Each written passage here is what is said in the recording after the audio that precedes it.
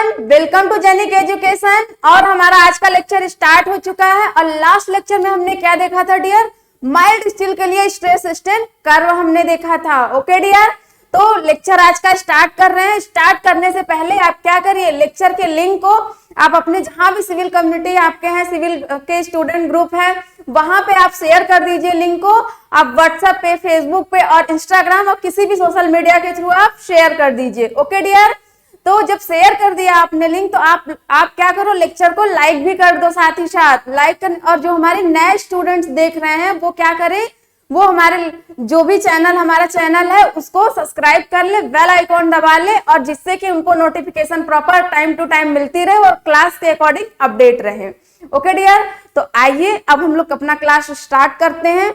तो last lecture में dear हमने ये देखा था माइल्ड स्टील के लिए stress strain curve. Okay dear, तो वहां पे हमने देखा था कि हमारी प्रोपोर्शनल लिमिट में कहां से कहां आ रही थी, इलास्टिक लिमिट हमारी कहां से कहां तक हो रही थी, और हमारी स्ट्रेन हार्डनिंग किस जोन में जा रही थी। और हमने उसके बाद जैसे ही हमने स्ट्रेस को आगे बढ़ाया तो क्या देखा, वहां देखा हमने डियर कि हमारा फ्रैक्चर एंड नेकिंग पॉइंट कहाँ हो रहा है और उससे किस टाइप की फेल्योरिंग हो रही है हमारी। तो कब कौन टाइप की फेल्योरिंग हो रही थी हमारी 25 डिग्री पे। ओके डियर, और जो हमारा ब्रिटिल मटेरियल का हो रहा था वो किस डिग्री पे हो रहा था, वो 90 डिग्री पे फेल्योरिंग हो रही थी। ओके डियर, तो वो था हमारा किसके, डक्टाइल मटेरियल के लिए, और ये क्या था हमारा हाई कार्बन स्टील के लिए। ओके डियर, और हमने वेरियस टाइप्स ऑफ कर्व भी देखा था। हमने क्या, इलास्टोप्लास्टिक, लीनियर के लिए, फ्लूइड के लिए और आइडियल रिजिडिटी के लिए देखा था हमने। और किसके लिए देखा था, और हमने देखा था कि जब strain hardening with elastoplastic material है तो किस टाइप से कर्व बनेगा। ओके डियर, ये चीजें हमने देखी थी यहाँ। तो आइए उसी कर्व से हम पढ़ते हैं। नेक्स्ट हमारा जो हेडिंग बन रही है वो क्या है, मॉडुलस ऑफ रेसिस्टेंस। तो इसके लिए आइए हम नोट करते रहते हैं। आपकी जो मैंने स्टील सब्जेक्ट की A4 की साइज कॉपी बनवा रखी है उसको क्या करिए, ओपन कर लीजिए। ओपन करके लिखना स्टार्ट कर दीजिए। ओके डियर, तो चलिए हम लिखते हैं यहाँ पे। नेक्स्ट हेडिंग है हमारी क्या है, यहाँ आगे उसी में कंटिन्यू करिए आप। मॉडुलस ऑफ क्या डियर, मॉडुलस ऑफ रेसिस्टेंस। क्या डियर, रेसिस्टेंस। ओके डियर, तो ये हो गई हमारी, क्या हो गई, हेडिंग हो गई हमारी। अब इसके लिए हम देखते हैं यहाँ पे रेसिस्टेंस। अब इसके लिए हम देखेंगे डियर यहाँ पे कि किस तरीके से हमारा कर्व बनता है, क्या होता है। तो ये इसके पहले डिफिनेशन देख लेते हैं कि इसकी डिफिनेशन किस टाइप से होती है। तो डिफिनेशन के लिए आइए हम यहाँ पे लिखते हैं स्ट्रेन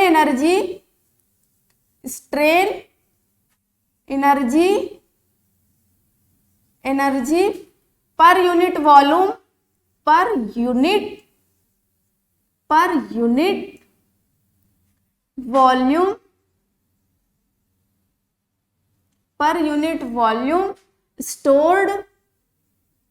स्टोर्ड कहां तक, अप टू इलास्टिक। क्या dear, up to elastic limit तक क्या होगा आपका, स्टोर्ड होगा स्ट्रेन एनर्जी। ओके डियर, अब नेक्स्ट देखते हैं। इसी से एक और फॉर्मूला बनता है, इसको अभी हम एक ग्राफ बनाएंगे उसके माध्यम से समझाएंगे। तब तक नेक्स्ट देखिए यहाँ पे एक और बनता है आपका, क्या बनता है यहाँ पे, ये भी इंपॉर्टेंट है आपका, मॉडुलस ऑफ टफनेस। क्या dear, toughness. Okay dear, modulus of toughness में देखते हैं हम यहाँ पे कि ये क्या होती है। तो इसके भी डिफिनेशन हम लिख लेते हैं और कर्व एक ही बनाएंगे, उसी कर्व में हम दोनों को समझा देंगे।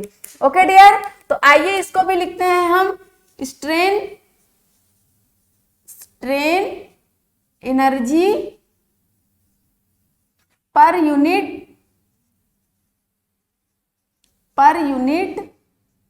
वॉल्यूम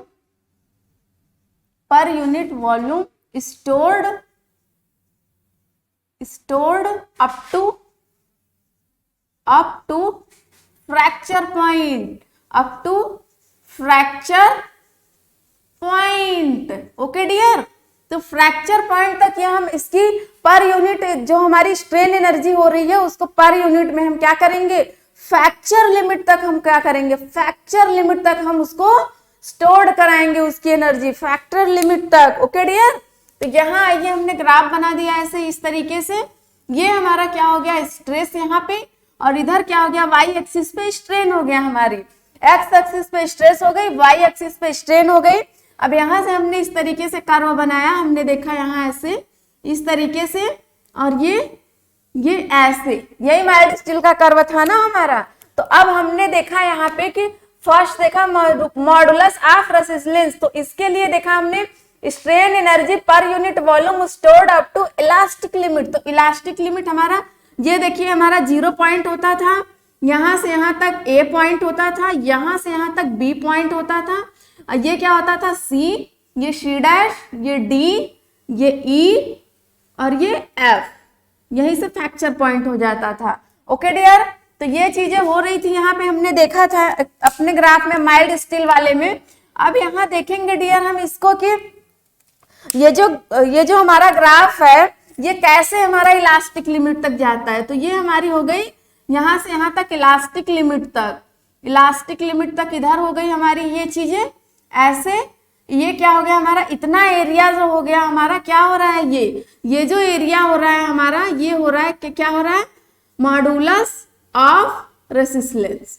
ओके डियर, ये हमारा हो रहा है। और नेक्स्ट आपका जो दूसरा एरिया है, ये पूरी एरिया जितनी है आपकी, ये पूरी एरिया वो क्या हो रही है आपकी, यहाँ से यहाँ तक की एरिया, ये जो एरिया है हमारी, ये हो रही है हमारी मॉडुलस ऑफ टफनेस। क्या डियर, मॉडुलस ऑफ टफनेस। तो इस एरिया को आप यहाँ पे लिख लीजिए, इस एरिया को यहाँ से ऐसे करके आप यहाँ से, यहाँ मत लिखिए, आप इसी में लिख लीजिए, आपको अच्छे से याद रहेगा। यहाँ पे modulus of toughness. Okay dear, modulus of toughness हो रहा है। तो ये देखिए आपका क्या रहा है, strain energy per unit volume stored up to elastic limit. तो यहाँ पे क्या है आपका यील्ड पॉइंट, ये आप देख रहे हो यील्ड पॉइंट हो रहा है Fy, और ये आपका क्या हो रहा है यहाँ से यहाँ तक Fu। ये हो गया आपका फ्रैक्चर लिमिट। ओके डियर, तो यहाँ आपने देखा कि ये स्टोर्ड यूनिट मतलब कि इलास्टिक लिमिट तक जो स्ट्रेन एनर्जी स्टोर कर रही है उसको क्या बोल रहे हैं, मॉडुलस ऑफ रेसिस्टेंस। और जो आपके मतलब फ्रैक्चर लिमिट तक, टूटने से पहले तक की एनर्जी जितनी हो रही है स्ट्रेन की, क्या हो रही है, वो टफनेस, कि कितना टफ है। अब देसी भाषा में अगर समझा जाए तो ये है कि आप जब टूटते हो, जब आप अपना क्या बोलते हैं कि जब आप कैपेसिटी अपनी खो देते हो, तो किस एनर्जी पे अपनी कैपेसिटी खोते हो, वो उसके पहले की एनर्जी जो होती है वो आपकी टफनेस की, आप अड़े रहे उसमें एकदम तगड़े लेवल से। ओके डियर, तो वही चीज है इसमें, देसी लैंग्वेज में हमने सीखा यहाँ पे। अब आइए यहाँ देखते हैं हम कि WSM अपना शुरू करते हैं। WSM वर्किंग स्ट्रेस मेथड होता है ये। तो वर्किंग हमने जैसे कि स्टील सब्जेक्ट जब स्टार्ट किया था डियर, तो हमने आपको ये बात बताई थी कि जो हमारा steel design of steel subject है उसको 2 मेथड से करते हैं। फर्स्ट वन हमारा WSM एंड सेकेंड वन हमारा LSM। तो WSM के लिए मैंने बताया था कि ये वर्किंग स्ट्रेस मेथड है, और इसमें जो फैक्टर ऑफ सेफ्टी ली जाती है वो total full factor of safety ली जाती है। ओके डियर, और LSM के लिए हमने क्या बताया था कि इसमें पार्शियली फैक्टर ऑफ सेफ्टी लिया जाता है। तो यहाँ जब हम WSM की बात कर रहे हैं, WSM में डिजाइन करेंगे, तो WSM से क्यों हम स्टार्ट करते हैं, क्योंकि WSM का जो प्रोसेस है, जो कॉन्सेप्ट है, वो इजी वे में समझ में आता है। जब कॉन्सेप्ट आपको समझ में आ गया यहाँ से WSM से, तो LSM में जब आप डेप्थ करोगे, जब LSM में जंप करोगे जाओगे, तो वहां पे आपको इजी हो जाएगा समझने में। ओके डियर, अब बस LSM के लिए चेंज क्या होता है आपका, LSM के लिए जो आपका चेंज होता है वो केवल अलाउएबल मैक्सिमम स्ट्रेस, बस यही चेंज होती है। बाकी सारा डिजाइन स्टेप जो होता है जहां से कॉन्सेप्ट उठते हैं WSM से। ओके डियर, तो WSM हम स्टार्ट करते हैं। अब हमारा ये तो हम पढ़ रहे थे ऐसे ही कि SOM में भी पढ़ लेते हैं, RCC में भी पढ़ लेते हैं, और आपके इसमें मैकेनिक्स में भी पढ़ लेते हैं। तो यहाँ तक तो हम सेम मतलब लेकर चले थे, बेस बना रहे थे। लेकिन जो हमारी स्टार्टिंग हो रही है स्टील की, वो यहाँ से स्टार्टिंग हमारी हो रही है, तो इसको हम यहाँ से स्टार्ट करेंगे WSM से। ओके डियर, तो आइए स्टार्ट करते हैं हम WSM। क्या डियर, WSM देखा हमने स्टार्ट किया यहाँ से, तो क्या है ये, वर्किंग स्ट्रेस मेथड।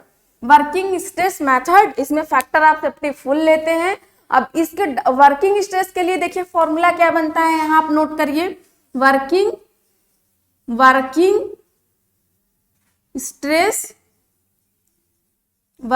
स्ट्रेस के लिए जो फॉर्मूला आपका बनता है वो आपका क्या है, yield stress divide by factor of safety. Okay dear, तो ये हो गया हमारा क्या, वर्किंग स्ट्रेस का फॉर्मूला। और ये जो है इसी पे पूरी बेस टंगी हुई है हमारी, इसी पे पूरी स्टील टंगी हुई है, इसी पे स्टील पूरी डिजाइन हुई है। ये चीज हमको जानना जरूरी है यहाँ से। तो यहाँ से हमने ये चीजें देख ली। अब हम क्या देखते हैं कि अगर हमको फैक्टर ऑफ सेफ्टी, हमको तो मिल गया वर्किंग स्ट्रेस कि कितना ये वर्क कर रहा है, स्ट्रेस कितना मैक्सिमम स्ट्रेस आएगा, या कितना अलाउएबल स्ट्रेस होगा, या कितना आपका परमिसिबल स्ट्रेस होगा। ओके डियर, तो ये देख लिया। अब फैक्टर ऑफ सेफ्टी यहाँ से कैसे निकालेंगे, तो फैक्टर ऑफ सेफ्टी के लिए हमने देखा यहाँ पे yield stress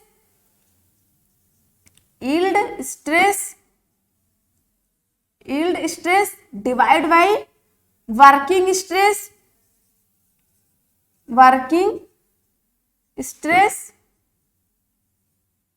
yield stress divide by working stress, या सम टाइम इसी को क्या बोलते हैं यहाँ पे मैक्सिमम परमिसिबल अलाउएबल स्ट्रेस। क्या डियर, स्ट्रेस। ओके डियर, तो ये चीजें हमको ये यहां से मिलती, ये भी लिख सकते हो आप, लिखते हो फैक्टर ऑफ सेफ्टी के लिए यील्ड स्ट्रेस अपॉन में वर्किंग स्ट्रेस, या वर्किंग स्ट्रेस का ही जो दूसरा नाम होता है, या वर्किंग स्ट्रेस की कैटेगरी में आता है इसका दूसरा नाम मैक्सिमम परमिसिबल अलाउएबल स्ट्रेस, या मैक्सिमम अलाउएबल स्ट्रेस, या आपका परमिसिबल स्ट्रेस, या आपका मैक्सिमम स्ट्रेस। ओके डियर, ये सबके एक ही नाम है, वर्किंग स्ट्रेस के ही नाम है। ओके डियर, ये आपको बिल्कुल अच्छे से समझ में आई यहाँ पे। अब इसको क्या करिए, आप एक बॉक्स में ऐसे बंद कर लीजिए। ये फॉर्मूला आपका बहुत ही ज्यादा इंपॉर्टेंट है, और इसी पे हम फैक्टर ऑफ सेफ्टी हर एक केस में निकालेंगे। ओके डियर, ये आपको समझ में आ रहा है, दिख रहा है अच्छी तरीके से?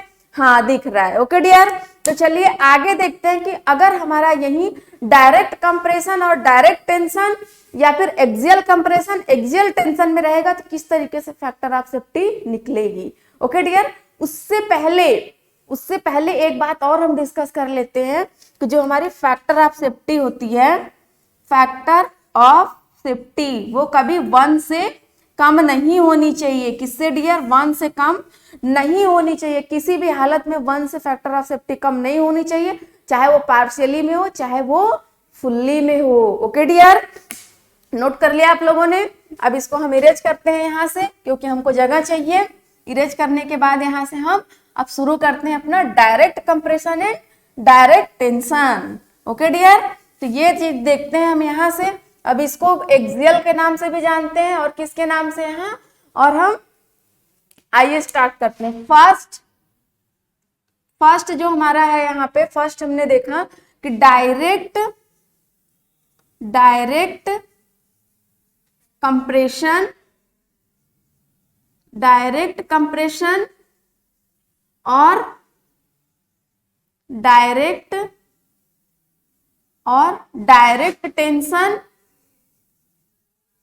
डायरेक्ट टेंशन, या और लगा दीजिए यहाँ पे एक्सियल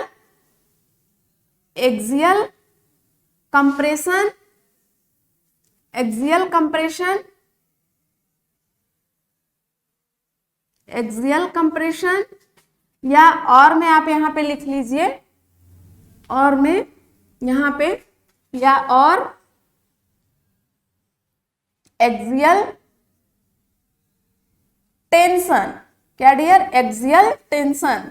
आप लोग नोट कर रहे हो ना बिल्कुल साथ साथ? ओके डियर, तो इसके लिए हम यहाँ से देखते हैं कि सिग्मा जो हमारी ये है, इसको हम ऐसे हेडिंग बना देते हैं, नहीं तो आप लोग कहोगे कि ये हेडिंग नहीं है। ओके डियर, हेडिंग ये हो गई हमारी पूरी, क्या है, डायरेक्ट कंप्रेशन और डायरेक्ट टेंशन, और एक्सियल कंप्रेशन या एक्सियल टेंशन। इसमें जो हमारी अलाउएबल स्ट्रेस आती है वो कितनी आती है, 0.6 FY। FY क्या है आपका? Yield stress. FY क्या है? यील्ड स्ट्रेस है आपका। ओके डियर, तो यहाँ आइए हम देखते हैं सिग्मा। सिग्मा क्या है आपका? सिग्मा हम क्या लिख सकते हैं? Sigma DC equal to sigma DT या equal to sigma AC equal to sigma AT। Okay dear, ये लिख सकते हैं। तो यहाँ पे हम A का मतलब क्या बता रहे हैं आपका? A का मतलब जो है अलाउएबल है। क्या है? अलाउएबल। ओके डियर, और C का मतलब क्या है? यहाँ पे C का मतलब क्या है? C का मतलब कंप्रेशन है। क्या है डियर? कंप्रेशन। क्या है? कंप्रेशन। और T का मतलब यहाँ पे क्या है? टेंशन। क्या है? टेंशन। ओके डियर, और ये सिग्मा का मतलब क्या है? यहाँ पे ये क्या है? स्ट्रेस। क्या है डियर? स्ट्रेस।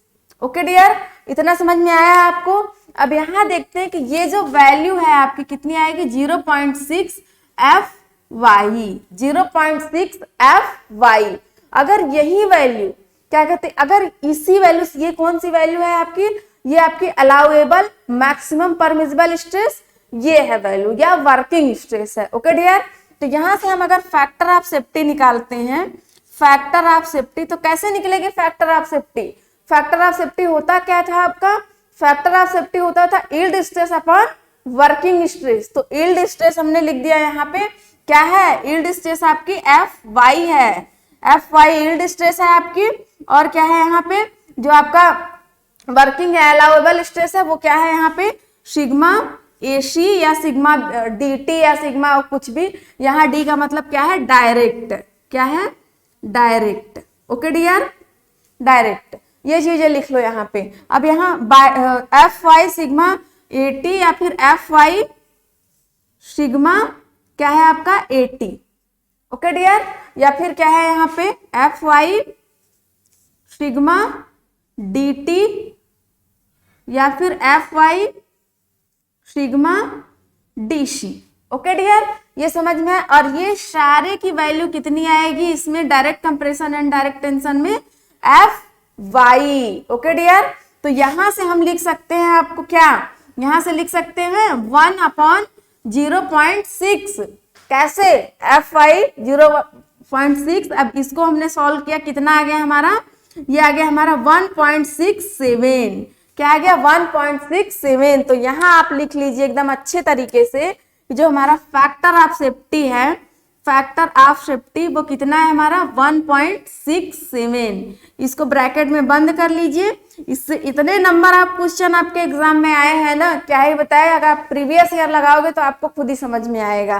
ओके डियर, तो नेक्स्ट हम यहाँ देखते हैं सेकंड वाला। सेकंड कौन सा स्ट्रेस आएगा यहाँ पे? तो सेकंड है हमारा bending, bending, bending compression, bending compression और bending tension. Bending tension. Okay dear, tension नहीं लेना है हम लोग को, बिल्कुल अच्छे ढंग से पढ़ते जाना है, बिल्कुल एकदम क्लियर करते जाना है एक एक कॉन्सेप्ट। टेंशन लेना नहीं है, टेंशन एग्जामिनर को देना है हमारा काम। अब तुम पेपर चाहे जैसे बनाओ, अब तो एकदम हम पूरा एकदम सॉल्व कर लेंगे। ओके डियर, तो यहाँ हम देखते हैं कि इसको किससे दिखाते हैं हम? सिग्मा BC या सिग्मा BT। ओके डियर, अब ये अलाउएबल मैक्सिमम स्ट्रेस है आपकी, अलाउएबल मैक्सिमम स्ट्रेस है, तो ये स्लाइटली थोड़ी सी इंक्रीज होगी। किससे? एक्सियल कंप्रेशन या डायरेक्ट कंप्रेशन या डायरेक्ट टेंशन या फिर एक्सियल कंप्रेशन से। तो कितना होगा? 0.66 FY ये होगी। अब यहां से फैक्टर ऑफ सेफ्टी हमको निकालना है, तो किस तरीके से वर्क करना होगा? तो फैक्टर ऑफ सेफ्टी के लिए यहां देखते हैं हम, फैक्टर ऑफ सेफ्टी के लिए डियर कि FY अपॉन में क्या रहेगा? FY yield stress, working stress के लिए हमने क्या किया? सिग्मा BC या आपका FY equal to sigma BT। Okay dear, ये कितना आएगा आपका? 1/0.66। अब इसको आप सॉल्व करोगे तो कितना आएगा factor of safety? Factor of safety जो आ जाएगा आपका, वो आ जाएगा 1.51। ये पॉइंट है 1.51 फैक्टर ऑफ सेफ्टी आपकी आ जाएगी यहां से। ओके डियर, ये समझ में आ रहा है आपको बिल्कुल एकदम से, कुछ भी नहीं करना है। ये स्ट्रेस है और ये बेंडिंग है। बी जो है हमारा क्या है, बेंडिंग। क्या है, बेंडिंग। Okay dear, bending. अब यहां से एक कॉन्सेप्ट जनरेट होता है, यहाँ ऊपर हम आपको बताते हैं, यहां से जगह खाली करके यहाँ पे कि डियर जैसा हमने देखा यहाँ पे कि अगर हमारी जो केस एक बन रही है यहाँ पे, इधर से हमने यहाँ जगह ले लिया, अगर जो हमारी केस बन रही है, क्या बन रही है, ये बन रही है कि सिग्मा बीटी जो है वो बड़ा है, ग्रेटर है किससे, सिग्मा एटी से। आपने देखा ये यहाँ पे 0.6 लिया मैंने, 0.6 Fy, और यहाँ पे क्या लिया 0.66 Fy। स्लाइटली वैल्यू इंक्रीज है यहाँ पे, तो ये हमारी बड़ी वैल्यू ग्रेटर वैल्यू हो गई। क्यों वैल्यू हो गई, अब कारण इसका देखते हैं हम। तो इसके लिए हमने देखा यहाँ पे कि सिग्मा बीटी, सिग्मा एटी के लिए देखा यहाँ, सिग्मा एटी के लिए कि सिग्मा एटी जो है हमारा, ये इसको ब्रैकेट में कर लीजिएगा इस टाइप से, और सिग्मा एटी जो है हमारा, ये कैसे रहेगा सिग्मा एटी के लिए। तो हमने यहाँ पे क्या बनाया कि एक हमने कोई क्रॉस सेक्शन लिया इस टाइप से। जब हमने कोई क्रॉस सेक्शन लिया डियर, तो यहाँ देखा हमने कि जो स्ट्रेस हो रही है, यहाँ पे स्ट्रेस लग रही है, वो किस डायरेक्शन में लग रही है हमारी, वो कंप्रेसिव टाइप में लग रही है। तो ये क्या हो रहा है हमारा, ये कोई क्रॉस सेक्शन है, इस पे डायरेक्ट एक्सियल टेंशन फोर्स लग रहा है। डायरेक्ट मतलब लगने का कि जो यहाँ स्ट्रेस वेरिएशन है इसका, वो प्रॉपर एकदम प्रॉपर तरीके से इक्वल तरीके से हो रहा है। देख रहे हो आप, इक्वल तरीके से स्ट्रेस का वेरिएशन हो रहा है। तो यहाँ पे क्या है कि आपकी जब बिल्डिंग फेल होगी, आपका स्ट्रक्चर फेल होगा, तो क्या होगा, पूरी तरीके से धाराशायी हो जाएगा उसमें। ये नहीं कि आपको क्रैक्स वगैरह होने का मौका देगा, ऐसा कुछ भी कतई नहीं देगा मौका, आपको संभलने का नहीं देगा।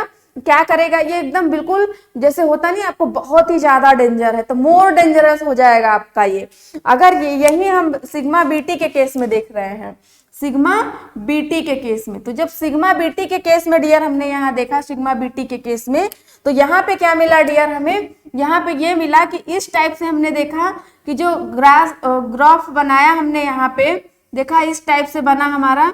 अब इसके लिए क्या करना कि इसका जो स्ट्रेस वेरिएशन हो रहा है वो कुछ इस टाइप से हो रही है, कुछ इस टाइप से हो रही है स्ट्रेस वेरिएशन इसका यहाँ ऐसे। तो इसके लिए हमने देखा यहाँ पे कि यहाँ जो है आपका क्या है, ये आउटर क्या है, आउटर फाइबर, ठीक है, आउटर फाइबर है, और यहाँ जो आपका है ये क्या है,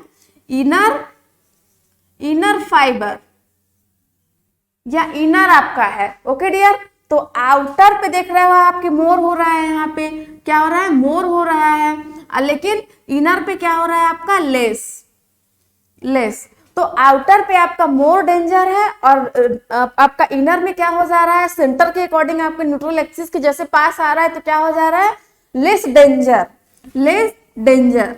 ओके डियर, लेस डेंजर हो रहा है, मतलब खतरा कम हो रहा है। यहाँ पे स्ट्रेस वेरिएशन जो हो रहा है इसका, वो खतरा कम हो रहा है इसका। यहाँ पे हमने इस टाइप से देखा बेंडिंग के लिए, और ये हमने एक्सियल के लिए देखा। एक्सियल तुरंत फटाक से ऐसे बैठ जाता है। अब बेंडिंग में क्या होता है कि एक लेयर जाती है, फिर दूसरी लेयर जाती है, फिर तीसरी लेयर, जैसे आपने देखा होगा ना ये बेंडिंग का, ऐसे इस टाइप से हमने देखा था कि ये कोई हमारा क्या है, ये हमारी कोई बीम है, इस पे जब ऐसे फोर्स लगता है तो कैसे ये वेरिएट करता है, ये इस टाइप से ऐसे हो जाता है। कैसे हो जाता है डियर, ये कुछ इस टाइप से हमको देखने को मिलता है यहाँ से ऐसे। ओके डियर, तो कुछ इस टाइप से हमारा ये हमारा हो जाता है, क्या हो जाता है, न्यूट्रल एक्सिस। क्या हो जाता है, न्यूट्रल एक्सिस, ये हमारी न्यूट्रल एक्सिस हो जाती है। ओके डियर, तो यहाँ ऐसे ही हमको देखना पड़ेगा। ओके डियर, तो यहाँ क्या हो रहा है कि न्यूट्रल एक्सिस जो हो रही देख रहे हो आपकी, जो सेंटर से जा रही है वहां पे थोड़ा सा स्ट्रेस क्या हो रहा है, कांस्टेंट टाइप में हो रहा है। ओके डियर, तो ये चीजें हमने देखी यहाँ पे। अब जब हमने बेंडिंग का देख लिया, तो हमने कहा कि लगे हाथ हम शियर का भी देख लें। क्या, लगे हाथ हम शियर का भी देख लेते हैं। तो शियर के लिए हमने देखा यहाँ पे डियर, शियर के लिए थर्ड जो हमारा है यहाँ पे, शियर शियर के लिए देखा डियर यहाँ पे, तो शियर में हमने देखा यहाँ कि शियर जो फोर्स होता है, शियर फोर्स, वो क्या होता है आपका, तो इसको हम क्या करते हैं, फर्स्ट लिखिए यहाँ पे, फर्स्ट टाउ मैक्स, जो हमारे इसको शियर को हम किससे दिखाते हैं, प्रेजेंट करते हैं टाउ से, और टाउ मैक्स मतलब कि मैक्सिमम शियर, मैक्सिमम शियर कितना होना चाहिए आपका 0.45 एफ वाई, और आपका एवरेज शियर कितना होना चाहिए dear, average 0.40 F Y. Okay dear, ये हो गया हमारा सेकेंड। अब क्या करेंगे, यहां से हम देखेंगे कि ये जो वैल्यू है आपकी, ये प्रैक्टिकल वैल्यू नहीं है, ये कौन सी है, अलाउएबल वैल्यू। ओके डियर, तो ये कौन सी वैल्यू है, allowable value, allowable value. Okay dear, ये समझ में आया आपको। और ये कैसे आ रहा है चीजें, यहाँ पे देखिए एक डायग्राम फटाक से हम तुरंत बनाते हैं।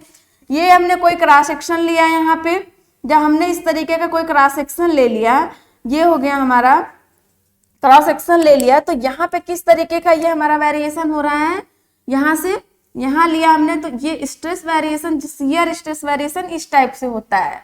तो यहाँ से यहाँ तक हमारी वैल्यू क्या आई, हमारी टाउ मैक्स, क्या, टाउ मैक्स, यहां से यहां तक की वैल्यू टाउ मैक्स आ गई हमारी। तो ये जो टाउ मैक्स आई हमारी, वो मैक्सिमम डिजाइन के लिए, फैक्टर ऑफ सेफ्टी के लिए नहीं फाइंड करते हैं। हम फैक्टर ऑफ सेफ्टी फाइंड करेंगे तो मैक्सिमम पे थोड़ी फाइंड करेंगे, एवरेज वाले पे करेंगे ना, क्योंकि मैक्सिमम हमारा क्या हो रहा है, मैक्सिमम के बाद कोई चांस ही नहीं देगा ये रुकने का। तो हमको क्या करना है, एवरेज वाला शियर लेना है, एवरेज वाला। ओके डियर, तो यहां से हमने क्या किया, और जो टाउ की वैल्यू निकालते हैं वो क्या, कहां से निकालते हैं, किस फॉर्मूले से, तो ये निकालते हैं आपका tau equal to V into Q B into D C. कैसे निकालते हैं dear, tau Q B into D, width of section मतलब cross section, depth of section मतलब जो बीम सेक्शन दिए उसका, ये आपका शियर फोर्स जो आ रहा है, क्यू जो आपका कांस्टेंट। ओके डियर, ये आपको समझ में आ गया। यहाँ पे ये क्रॉस सेक्शन है, cross section of beam. Okay dear, ये समझ में आई। अब हमको फैक्टर ऑफ सेफ्टी निकालनी, तो फैक्टर ऑफ सेफ्टी के लिए डियर हमने यहाँ क्या किया, यहाँ फैक्टर ऑफ सेफ्टी के लिए, फैक्टर ऑफ सेफ्टी ये किस में हो रहा है, एवरेज शियर के लिए निकाल रहे हैं। अभी हमने आपको बताया कि मैक्सिमम के लिए हम कतई नहीं लेंगे, हम किसके लिए लेंगे, मिनिमम के लिए लेंगे या एवरेज के लिए। तो मिनिमम ऐसा कुछ कहा नहीं जा रहा है, तो एवरेज ले लेते हैं हम। जब एवरेज हमने ले लिया तो एवरेज किस में ले रहे हैं, शियर के लिए, शियर के लिए। तो यहाँ देखा कितना आया हमारा, यहाँ पे हमने जब इसको सॉल्व किया देखा तो 1 अपॉन में कितना आएगा हमारा यहाँ 0.40। अब इसको जब मैंने सॉल्व किया तो देखा हमारी कितनी वैल्यू आई 2.5। अब ये कुछ आपको इस तरीके से दिख रहा है कि अभी तक जितना फैक्टर ऑफ सेफ्टी आया था उससे कई ज्यादा है ये।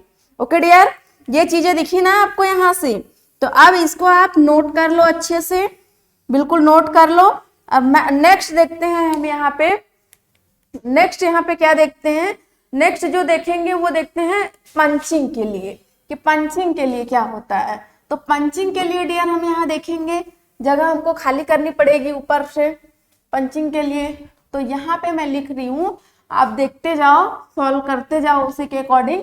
ओके डियर, तो यहाँ आप देखो फोर्थ क्या है हमारा, ये थर्ड था, फोर्थ क्या है हमारा, यहाँ से देखिए आप, फोर्थ क्या है, फोर्थ क्या है, बियरिंग। फोर्थ क्या है, बियरिंग। बियरिंग के लिए देखेंगे डियर हम, बियरिंग के लिए कि बियरिंग का क्या होता है, तो बियरिंग का क्या मसला है, तो बियरिंग में कैसे फैक्टर ऑफ सेफ्टी निकलेगा। तो पहले बियरिंग से पहले हमको जानना है कि मतलब इसका फैक्टर ऑफ सेफ्टी निकालने से पहले बियरिंग स्ट्रेस क्या होती है। तो बियरिंग स्ट्रेस मैं आपको बता दे रही हूँ क्या होता है। बियरिंग ये होता है कि जैसे ये कोई कॉलम हो गया, ओके डियर, इस पे कोई ये बीम लग गई, तो कॉलम एंड बीम मतलब ये मैंने कह दिया, ये हमारी बीम हो गई, ये हमारी कॉलम हो गई। तो कॉलम एंड बीम के जो कांटेक्ट एरिया पे, जो कांटेक्ट एरिया पे जो आपका प्रेशर आया, स्ट्रेस जनरेट हो रहा है, उसको बियरिंग स्ट्रेस बोला जा रहा है। क्या बोला जा रहा है, बियरिंग। बियरिंग बोलिए या पंचिंग बोलिए उसको। तो ये क्या होता है कि compressive force at contact area, क्या हो गया आपका, as called bearing stress. Okay dear, तो ये हो गया आपका कि कोई भी आपके कॉन्टेक्ट एरिया पे जो फोर्स लगता है वो बियरिंग टाइप का फोर्स होता है। बियरिंग को ही पंचिंग बोलते हैं, क्योंकि अगर बियरिंग की जगह बियरिंग स्ट्रेस जनरेट होगा, अब वहां पे बियरिंग प्लेट नहीं लगाएंगे तो क्या हो जाएगा, वो पंचिंग धंस जाएगा। ओके डियर, तो यहाँ पे आपको ये समझ में आ गई होंगी। इसके बारे में पूरा एक चैप्टर है, हम पढ़ेंगे, कोई टेंशन लेने की जरूरत नहीं है आपको, बिल्कुल एकदम। ओके डियर, टेंशन वगैरह की बात नहीं है। अब यहाँ देखिए बियरिंग के लिए हम देखते हैं यहाँ पे कि इसको दिखाते किससे हैं। चाहे तो हम सिग्मा बीटी से भी दिखा सकते थे, सिग्मा बी से भी, लेकिन सिग्मा बी से हमने क्या दिखाया है, सिग्मा बीटी सिग्मा बीसी से bending compression and bending tension दिखाया है। तो इसको हम सिग्मा पी से दिखाएंगे, पंचिंग से। पी का क्या मतलब हो गया, पंचिंग। क्या हो गया, punching, punching. Okay dear, punching हो गया यहाँ पे, पंचिंग।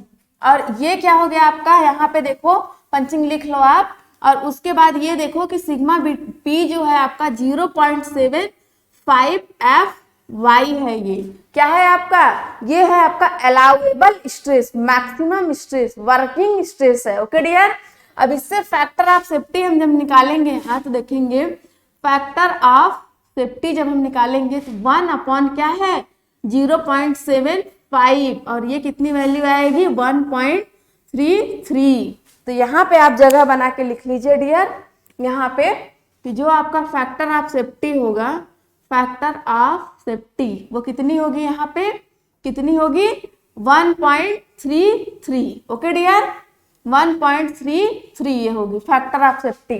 तो आप डियर ये चीज देख रहे हो कि 1.33 हो रही है, तो ये मिनिमम फैक्टर ऑफ सेफ्टी हो रही है, मिनिमम। ओके डियर, तो यहां से हमारे क्वेश्चन यहाँ से पूछते हैं आपको, हम नोट करके लिखिए, हम आपको नोट से समराइज नोट लिखवा देते हैं यहाँ पे। तो नोट करके यहीं से कुछ लिखिए, यहाँ नोट कर लीजिए और लिखिए आप, ये हम मिटा दे रहे हैं आपको। अब यही जगह पे हम नोट आपको लिखवाते हैं, नोट कि नोट कैसे हम लिखेंगे, नोट कैसे करेंगे। ओके डियर, तो लिखिए आप नोट डाल के, नोट फर्स्ट लिखिए यहाँ पे। नोट फर्स्ट क्या होता है यहाँ पे, तो फर्स्ट में देखिए फर्स्ट। अब यहाँ देखिए आपको कि जो आपकी मैक्सिमम वैल्यू है क्या है, maximum, maximum, maximum factor of safety. तो मैक्सिमम FOS कितना है आपका, ये है आपका 2.5। किसमें है डियर, इन सीयर। किसमें है डियर, इन सीयर में है। ओके डियर, ये चीजें हो गई आपकी हमारी। अब उसके बाद क्या है, मैक्सिमम, मैक्सिमम हमारा मिनिमम देखते हैं, यहाँ मिनिमम देख लेते हैं। ओके डियर, तो मिनिमम देखते हैं यहाँ पे। तो मिनिमम, मिनिमम के लिए देखा dear, minimum factor of safety कितना है आपका 1.33। ये किसमें है, इन बियरिंग। किसमें है डियर, इन बियरिंग में। ओके डियर, ये हो गया आपका। अब यही हम मिनिमम अलाउएबल स्ट्रेस देखना चाहते हैं, तो वो कौन सा है हमारा, यहाँ पे देखिए आप, maximum, maximum allowable stress. Allowable stress जो है डियर हमारा वो कितना है यहाँ पे मिनिमम जब हम लिख देंगे तो वो कितना आएगा हमारा, यहाँ पे मिनिमम के लिए मिनिमम स्ट्रेस जब लिखेंगे तो ये हमारा आ जाएगा आपका कितना है, मैक्सिमम अलाउएबल 0.75। किसमें है ये, इन बियरिंग में। किसमें है, इन बियरिंग में। ओके डियर, और जो मिनिमम है आपका किसमें है 0.40, किसमें है, इन शियर में। इन शियर में। ओके डियर, ये आपको समझ में आ गया, अच्छे से आपने देख लिया एकदम। इसमें maximum factor of safety, minimum factor of safety और आपका मैक्सिमम अलाउएबल और मिनिमम अलाउएबल, यही 4 क्वेश्चन बनते हैं और ये आपके क्वेश्चन बहुत ज्यादा पूछे गए हैं। अब जो हमने बताया था आपको कि ये जैसे आपका 0.4 FY, तो FY की वैल्यू जो हम लेंगे 250 हमने बता रखा था, अगर थिकनेस ऑफ मेंबर गिवन नहीं है तो यहाँ पे रख देंगे, वैल्यू आ जाएगी आपकी। क्वेश्चन भी छोटे छोटे सॉल्व हो जाएंगे जो कि हमारे एग्जाम में आए थे। तो डियर आपको आज का लेक्चर बहुत ही ज्यादा पसंद आया होगा और सारे डाउट आपके क्लियर हो गए एकदम, और बहुत ही अच्छे लेवल से, शानदार तरीके से हमने फैक्टर ऑफ सेफ्टी की बात की है, बिल्कुल एकदम धांसू तरीके से। और डियर आपका ऑफलाइन कमेंट में हमें बहुत इंतजार रहता है, आप ऑफलाइन कमेंट करना मत भूला करिए। आपको लेक्चर अच्छा लगा या आपको कोई सजेशन देना है हमको, ओके डियर, या फिर आपकी कोई प्रॉब्लम है उसको आप अपने ऑफलाइन कमेंट में लिख दिया करिए, जिससे कि हमको अच्छा लगेगा, एक पॉजिटिव एनर्जी मिलती है कि आपको समझ आ रही है अच्छे तरीके से जैसे हम समझाना चाहते हैं। ओके डियर, तो तब तक के लिए चलिए आप अपना ध्यान रखिए और आज का लेक्चर यही हम समापन की तरफ चलते हैं। और तब तक के लिए क्या, थैंक यू क्लास और thank you so much, love you all, bye bye.